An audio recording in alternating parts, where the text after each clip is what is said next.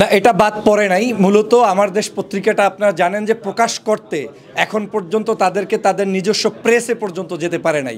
পাশে আরেকটি প্রেস ধার করে ভাড়া করে তারপরে প্রিন্টিং করতে হচ্ছে।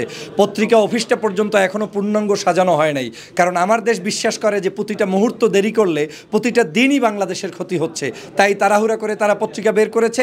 হয়তো রাতের বেলার যে আপনারা একটা প্রিন্টিং টেস্টিং কেসটা দেখেছেন সেখানে একটা ছবি আসে নাই, বাট এখন কিন্তু সেই ছবিটা আমার জানা মতে আপনি এই ভাইকেই মিন করতে চেয়েছেন, এই সেই ওয়াসিমের ছবি।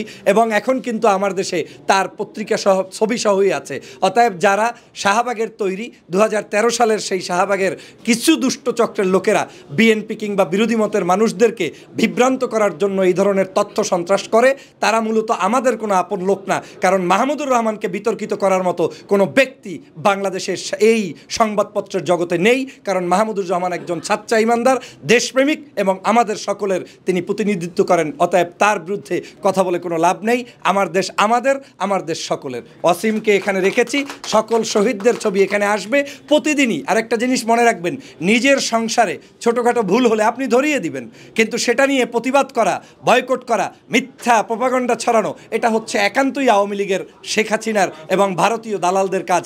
বাংলাদেশি কোনো দেশপ্রেমিক নাগরিকদের কাজ হতে পারে না।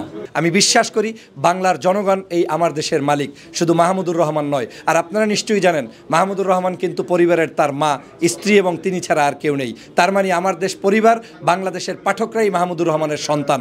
অতএব এই মাহমুদুর রহমান একজন সাচ্চা ইমানদার দেশপ্রেমিক নাগরিক, যিনি কারো কাছে মাথা নত করার কোনো ব্যক্তি নয়। কারণ তাকে যতটুকু আমরা দেখেছি তিনি দেশপ্রেমে উদ্বুদ্ধ এবং দেশের মানুষের কল্যাণে তিনি কথা বলবেন। একটু আগে আপনারা দেখেছেন যে আমাদের এখানে দুজন উপদেষ্টা এসেছেন, পাশে দাঁড় করিয়ে রেখে মাহমুদুর রহমান দ্বিধাহীন কণ্ঠে বলেছেন যে এই পত্রিকায় যদি উপদেষ্টার বিরুদ্ধেও কোনো নিউজ আসে তাও দিতে আমার দেশ দ্বিধাবোধ করবে না। তার মানে আমার দেশ বস্তুনিষ্ঠ সংবাদ মাধ্যম হিসাবে ভূমিকা পালন করবে।